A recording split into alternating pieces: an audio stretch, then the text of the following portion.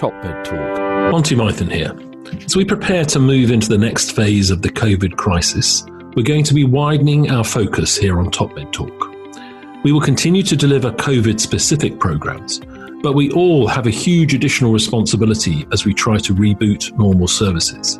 So although this piece is not directly related to COVID-19, we believe it's information that is crucial to the bigger task of rebuilding the healthcare system as we learn to adapt and live with this new virus. Thank you to our sponsors and to you, our listeners, for helping us to share this important information. Nick Majerison here. This piece was recorded at last year's 21st Current Controversies in Anaesthesia and Peri-Operative Medicine and SIAA Autumn Congress at the Dingle Skellig Hotel in Ireland. Have a listen. I'm Mike Swart from Torbay in South Devon in England, who's chairing this session. I'd like to introduce our first speaker of this session. It's Dr. George Shorten, who is a Professor of Anaesthesia and Intensive Care down the road in Cork. Thank you very much, Mike. Down the road, I've just driven up this morning, and it's not just down the road, it's an adventure getting here at the best of times. I'm privileged to be here. It's a real pleasure to be here. I love Dingle, and I've heard so much all good about this meeting. Jan, I'm very grateful for being invited. I was asked to talk about some research articles related to medical education. They were certainly interesting to me. These are the three articles I'll talk about. One of them is not a research article at all. It's an opinion piece by Roger Kneebone, who will be familiar to many of you, I think. The second one, a slightly technical paper about the use of artificial intelligence for evaluating, measuring or classifying human performance in surgery. And the third one, I've taken the liberty of including one of our own articles, that by Karthik Srinivasan, regarding a particular type of training we call proficiency-based progression on clinically meaningful outcome, that of analgesia after epidural in labour. So those are the three articles I'll talk about. When I say our article for the last one, it's very much Karthik Srinivasan's article, and there's a supporting cast of quite a few who helped him with it. First, this is in the Lancet earlier this year. It's by Roger Kneebone. Roger is a surgeon. He's a general practitioner. He's an internationally renowned medical educator. And he wrote a one-page article entitled Looking and Seeing. And the gist of it was that medical practice is about observation, and that we're progressively getting worse and worse at observing, both as clinicians and in terms of medical students and trainees, that technology has somehow subvented our natural tendency to observe carefully when there's something of interest presented to us. He bases the article around this lady, who is Erica McAllister, who's a collaborator of his. She is an entomologist. She studies insects. She's got a staggeringly multi-syllabic title. She's the chief curator for Diptenology and Siphonoptera in the National History Museum in London. Ask questions at the end if anyone wants to repeat that back to me. And entomologists apparently are experts at observing. They observe, and much of their work is based on observing form and structure, and then function, relating the two together. And they're expert observers. The line or two within this that's caught my attention were almost the last lines. He mentions that while he and Erica are chatting, a fly flies past. And Erica, at a glance, has identified the fly, not by name, the type of fly that is there, and the behaviour of the fly, and has much detail to say about the fly. In the meantime, Roger didn't even see the fly. And that's the significant bit. It wasn't that Erica has lots more information about flies and what they look like and what they do than Roger. He didn't see it. In his world, in his perceptual experience, it was not there. So that's interesting. It fits perfectly with a sort of theoretical framework, an idea that is now prevalent in medical education. It was first put forward by a Russian educational psychologist called Vygotsky, It's called the zone of proximate learning or development. Some of you will be familiar with it. It's now a term that's used quite frequently. The idea is really simple. It's that we only learn what we are ready to learn. So that we walk around with sort of functional models, paradigms of how things should work in our world. And if we're presented with a new element that belongs within that model, that fits sort of safely, securely, comfortably within that model, it registers, but it doesn't set our pulse racing. We fit it in, we tick a box. We don't deliver an awful lot of attention to it. And if we're confronted by something that's extremely remote from our working model, unless we're a very exceptional person, we ignore it, we prune it. In other words, it's not there, it didn't happen. But where we are active, where we do engage, is at the boundaries of our working model, where something challenges an edge to the working model, and we're forced then to see, is there something wrong with the model that I can't fit this in, or can I fit this in? And now there's an operation at work. Vygotsky's theory, the zone of proximate determinism or development. It brought to mind an event of about 10 years ago when my friend and colleague Tony Ryan, who's professor of neonatology in UCC, came into the office one morning and said, we have to get the medical students to be better at observing. And Tony is very persuasive. And I was thinking, oh my God, this is not good. I was picturing the microbiology group who are going to have to lose a lecture slot or a tutorial slot so that we can put some bloody observing into the curriculum. And he said, look, I'll show you how it works. And he brought me along to one of his sessions. So he has a group of 12 fourth-year medical students who come to the neonatal intensive care unit. The cutting edge of modern medicine, at least to my eyes, 40 cots, tiny little preterm babies, many of them connected to machines. And he brings them to the door of the neonatal intensive care unit and turns right into the tutorial room where there is a painting. And he sits them down and he asks one of them, what's going on? What's going on in the painting? And he gets an answer. And then he asks another one, how do you know? How do you know that's going on? How did he know that was going on? And then finally, someone is asked, what else do you see? And having spent maybe 20 minutes doing that, they go in to the fairly hushed environs of the intensive care unit, and he does exactly the same. At a particular cot side, once he has exchanged some of the background. What's going on? How do you know? What else is going on? That's exactly the process that Erica McAllister was doing when the fly went past. Okay, this is slightly different. Group from McGill, very well established as both an artificial intelligence group, data analytics before that, and a strong neurosurgical input. What they presented in JAMA, Network Open, earlier this year, was an article describing a prospective observational study, point in time, where they attempted to determine whether a machine learning approach, that's a form of artificial intelligence, could be used to correctly identify different categories or qualities of performance of a particular neurosurgical skill. So this group, many years before, had developed the state-of-the-art virtual reality simulator for training neurosurgeons. And they created a task within this, which was excision of a primary tumour. It meant achieving hemostasis, doing some dissection, and then excising the tumour. They then took data from 50 people. Some of them were neurosurgeons, consultant neurosurgeons for 10, 15, 20 years experience, some senior trainees, some junior trainees, and some medical students. They all did the same task. They each did it 5 times. They averaged the performance metrics over the 5 efforts. And then they attempted to use machine learning to correctly classify the individuals amongst those 4 strata or classes. So that's how they got on.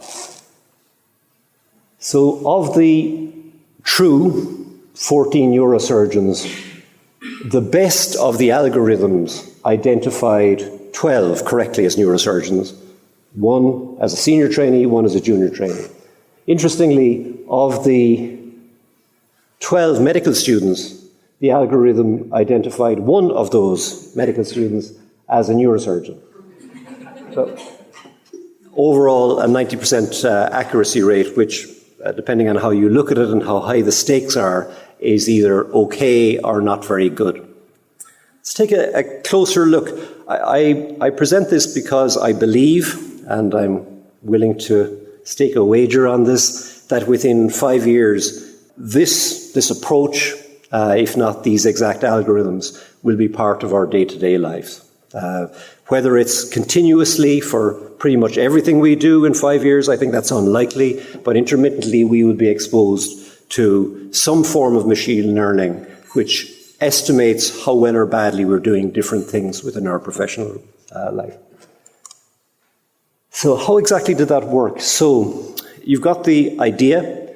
The first thing was the instruments that are being used are sensorized, so it's possible to extract certain measures, metrics, as to what they're doing within an enclosed three-dimensional space. Think of it as X, Y, Z coordinates.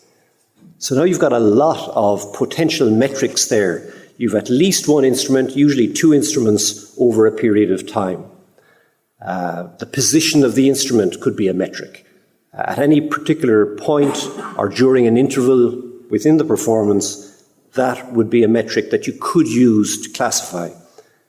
First derivative of that would be the velocity of the instrument tip over a particular time.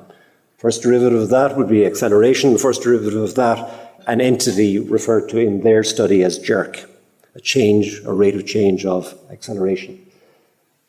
So they examined some of these through trial and error and find that some of them discriminate quite well between putative different groups and some of them don't. They ditch the ones that don't. They've selected some metrics, and now it's necessary to actually put quantifiable limits. Does this value of this metric identify one group rather than another? Is there a range that's particularly characteristic of one group or another? Now we've got a defined set of parameters, and then they simply applied fairly standard machine learning approaches, an algorithm, to each of those, testing them to see whether they classified the individuals correctly or not. Typically, for machine learning, a training data set is presented such that the algorithm is built around its accuracy or its ability to create propensity or predictive scores that are fairly accurate. It produces an output that is either a classification, it's got it right, this is a neurosurgeon, or regression, some sort of measure, the likelihood that this entity, this being, will produce a high value or a low value. Both of those are standard outputs of a machine learning approach. A critical part of it is whether the input data is labeled or not. So you can imagine it's much, much easier to train a machine to use an algorithm if it's coming with a label. If you're telling a small child, or would like to explain to a small child what a pig is, you might show a picture of a pig and say, pig. And then show a picture of a horse and say, not pig. And then do that several more times. And eventually, the child will realize that the picture of the pig, for some reason they'll have captured, is actually a pig. So that's supervised learning. And in terms of machine learning, that's supervised data input. That was the form that was used in this study. Of all the different approaches they used, the one that was most successful, I show you the results from it, is referred to as K-nearest neighbour. And it's a very simple, intuitive idea. It's that if I can position a particular entity, think of one of the individuals who did the performance, based on X, Y, Z coordinates, but of parameters that are relevant to the quality of their performance, then their position is likely to represent the quality of their performance. And if there are different classes presented, classes of those individuals presented, they're likely to be close together. So their proximity becomes a measure of their likelihood of belonging to the same class.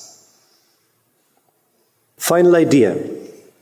It's called K-nearest neighbour because it's possible to turn up and down the gain switch for that likelihood that one belongs to a particular class or not.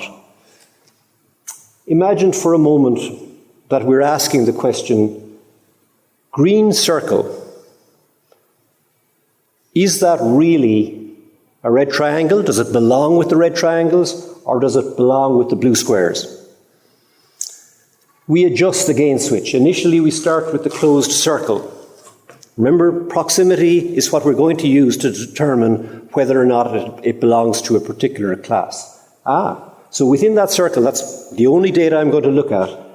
It's proximate, close to 2 red triangles and only 1 blue square. So it's clearly a red triangle.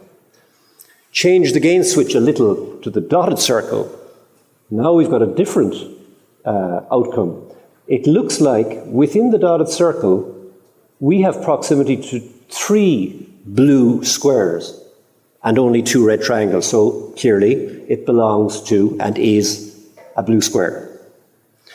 Now the relevance of that to the paper is that as we shrink the number of input points, the input data, we're more unstable. It only takes one piece of misleading data to throw us off.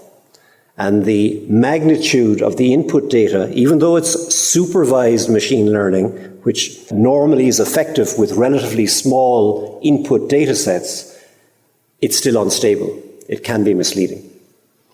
So now to take a step back from the paper, I said this is going to be part of our lives in 5 years' time. I'm not sure whether you agree with me on that or not, but it will present challenges.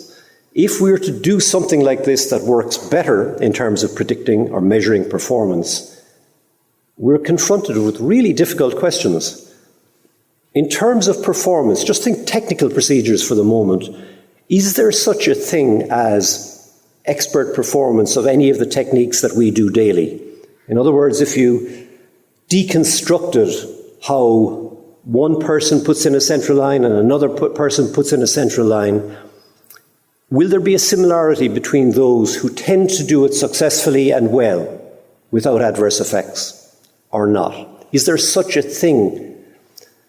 And it's quite possible that experts are experts not because they're doing things in a similar way, but because they have found a way to produce a good outcome. And they may do it in an enormously different set of ways. We may take shortcuts if we become expert at a particular technique. We may have insight into our own failings and compensate in one part for another part of the procedure. Experts, we know, at points where one would want a beginner, a novice, to slow down, very often speed up. It probably reflects the fact that they're actually concentrating very, very hard at the time they should be concentrating very, very hard. The other is, if you were to do something similar to this again, that any time expert performance has ever been evaluated quantitatively, the experienced anaesthetist, the experienced surgeon, there are always 5 to 8% who lie 2 standard deviations on either side. There are always about 5% who lie 2 standard deviations below what one would consider a proficiency threshold. Okay, third paper. This was conducted at Cork University Maternity Hospital. Over a period of 3 years, Dr. Srinivasan and his co-investigators set out to develop a type of training for insertion of epidurals in labour. It's referred to as proficiency-based progression training. I'll explain it a little in a moment. And he then set out for the first time that we know of to examine whether or not that type of training had an effect on a clinically meaningful patient outcome. So this part, the trial part of the study, entailed about 1 year of trainees coming through training in Cork University Maternity Hospital, randomly allocated to 2 groups, this proficiency-based progression training or standard training. Those who underwent proficiency-based progression training, for now, consider that a black box. It didn't take enormously more time than the standard training, and it didn't cost the world. The primary objective was no adverse effects and satisfactory analgesia within 60 minutes of inserting the epidural. So that constituted success. Anything except that was failure. And there were a number of secondary outcomes as well, including the patient's overall satisfaction with their experience in hospital, satisfaction with the performance of the procedure. The bottom line outcome was that the failure rate in those who had undergone proficiency-based progression training was half that which it was in the standard training, or standard training which has been used for many years in SIAA. I'll just say a word about what that proficiency-based progression training is. It was pioneered by Professor Tony Gallagher, originally in Yale for surgeons undergoing laparoscopic surgery. This first paper, by the way, is the most cited publication in the surgical education or training literature ever. So the approach is quite a simple one in theory. So the idea is that you identify a particular skill, that's then characterized by using the filter of expert input. A small group of experts are asked, can you do this? Should you do this? Should you avoid doing this? And what's generated is a set of metrics. Observable behaviors are steps, errors, things that should not happen, critical errors, things that really should not happen. These are stress tested so that the wording of the definitions is very clear. And then that is prospectively validated. Do these actually distinguish between expert, intermediate, and novice? And if they don't, it's back to the drawing board. Once we get to the point that the metrics are defined, 3 things happen. 1, a proficiency standard. Now, this is this is a number. A proficiency standard is established. So this is okay, this is not okay. 7, 19, 54. An assessment tool which is valid and reliable is generated, and then a training program based on those metrics. So targeting the metrics, not targeting the procedure, targeting the metrics, but in such a way that one only progresses through it when one has achieved a satisfactory proficiency level at the previous step. And then that's incorporated into clinical practice. Currently, if you're a neonatology trainee in CUH, out of hours, if you insert an endotracheal tube or a PICC line, you must wear a camera, you must switch it on, download the video afterwards, use that to evaluate yourself using a predefined set of metrics, and you quality control with your supervisor at the end of your term. That's a whistle-stop tour through some of the articles on medical education that I found interesting. Thank you. Top Med Talk. Hi, Top Med Talk friends. I wanted to let you know that we have some very exciting news. EBPOM London 2020 is on. We will be having the meeting. It will be the original dates, June 30th through July 2nd. We're going to mix it up a little bit, so be sure that you visit our website at ebpom.org. That's ebpom.org. You'll get more details. We are going to be offering content, on-demand content, as well as live content, all the most amazing speakers that you ever hear at all of our EBPOM events. So that's super exciting. The best part of this whole situation is EBPOM 2020 will be free up until May 31st. So we have a couple more days, May 31st. After that, it's only £150, and you will have access to all of our content for that. So be sure to check us out again, ebpom.org. We're super excited about everything we have to offer this year. All of our same speakers, all of the same quality that you would normally get at a live meeting in person, but you can stay in your jammies. Thanks so much for listening, and hopefully we will see you at live from London, EBCOM 2020.